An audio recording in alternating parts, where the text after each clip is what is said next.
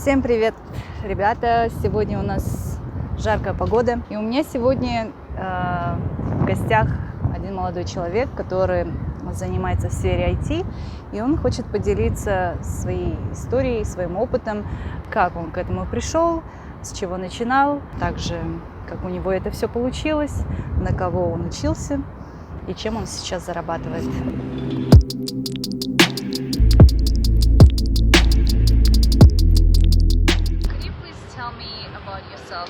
So we'll start from introducing yourself. Okay, no, thanks so much for having me. My name is Sino. I'm originally from Tajikistan. I've been living in the United States for about almost on and off 10 years. The first time I came to the United States was back in 2010 through a full scholarship. So I lived about a year in Tennessee with the family.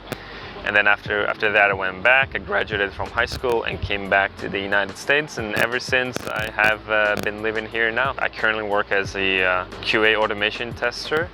How did you get that job? A friend of mine, introduced me to one of these boot camps. They're now especially in the IT field. A friend of mine introduced me to one of this IT boot camp that where you go and they tell you a lot about they teach you basically about what testers do, what is it about, and that's how I got started. And I've been working since 2017 as a tester now.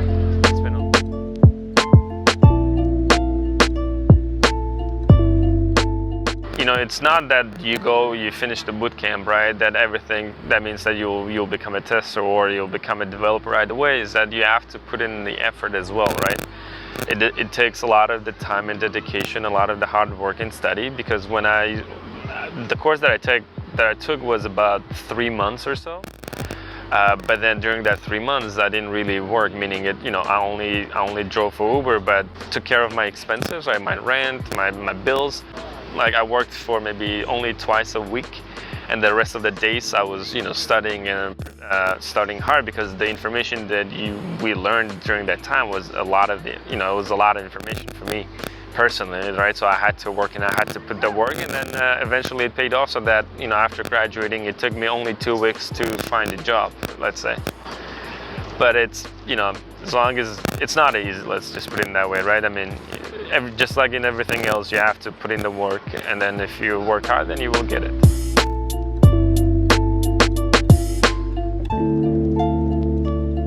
Everyone has this idea that in order to get into the IT world or IT field, that you must be like a master in this field, right? Or you have to have the computer science knowledge. Everything now, even nowadays, if you pay attention to a lot of the big companies, right, such as like I think Google and recently announced that they're not longer gonna need an education, meaning, right, they're not gonna look whether you graduated from university or not, because that's a new policy, and I believe the Apple does the same. I might be wrong, but I know Google does that for sure.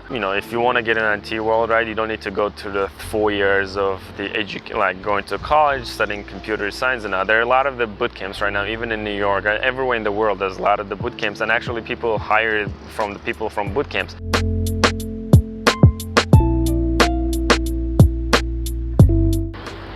Well, first, I think they have to determine, right, whether this is something that interesting for them or not, because this is not for everybody. I mean, meaning that you might have some different interests, right? Not in IT. I would say that people should give it a try, as a trial. Let's say free trials they have, right? A lot of the boot camps do. Seeing something they would like to do this, whether something they can handle this a lot of the information, because coding is not easy.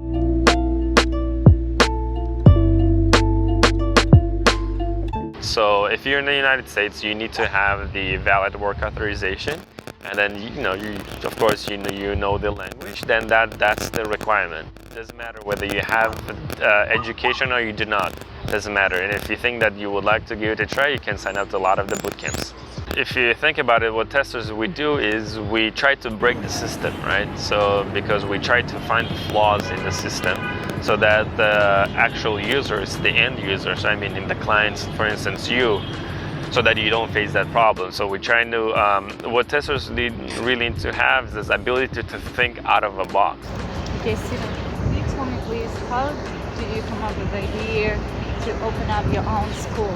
I mean, the way I came out with this idea is, since I went through this type of courses myself, and I thought that it's also, I wanted to give it back to the community, right? Just like I was introduced to this course myself by a friend of mine, and because a lot of the people, they come, even, they have all this green card, and they think that in the United States you can only become a delivery guy or drive for Uber or do the other type of jobs, but I wanted to let them know that, there's another way also to success, to succeed and achieve your American dream, is that by taking one of these courses, and I decided to give back to my community, to help Russian-speaking communities, people to land a good job. So yeah, that's the way I came up with this idea.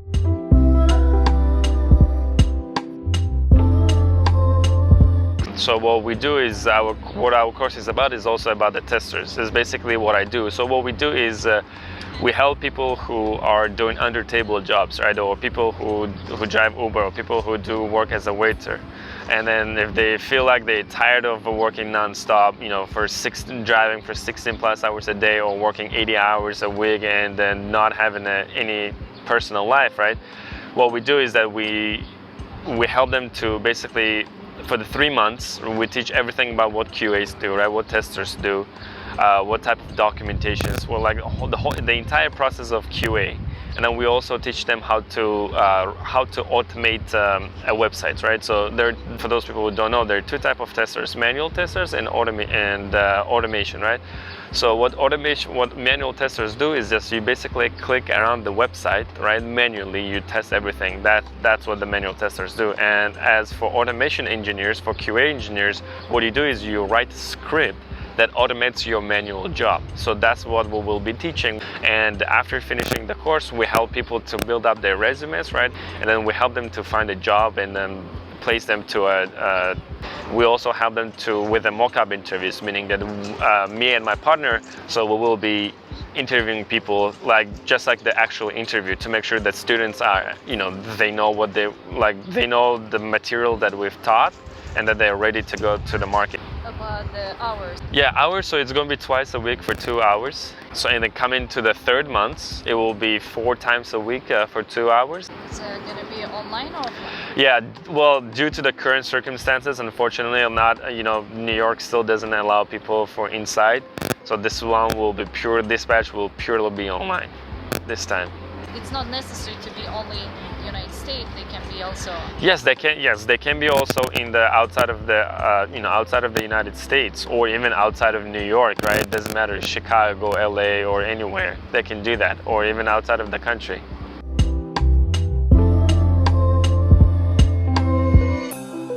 They did definitely change. A lot of the companies now taking a different sort of approaches as we speak, right? A lot of the companies are thinking, like, how is it going to be from now on? Because, for instance, if you take Google and Facebook, they have these huge campuses, right, in their offices, and now they're trying to figure out how they're going to be from now on, because a lot of people don't really, still feel safe to go to the office. I think is that from now on, everything is completely going to be remotely working, right?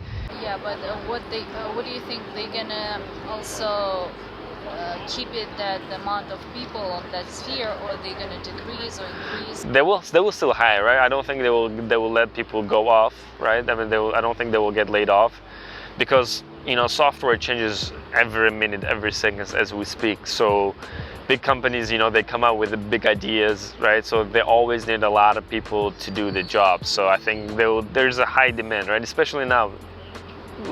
Especially in the 21st century, everything is done with the IT, with the computers. So there's always will be demand. There's always will be demand.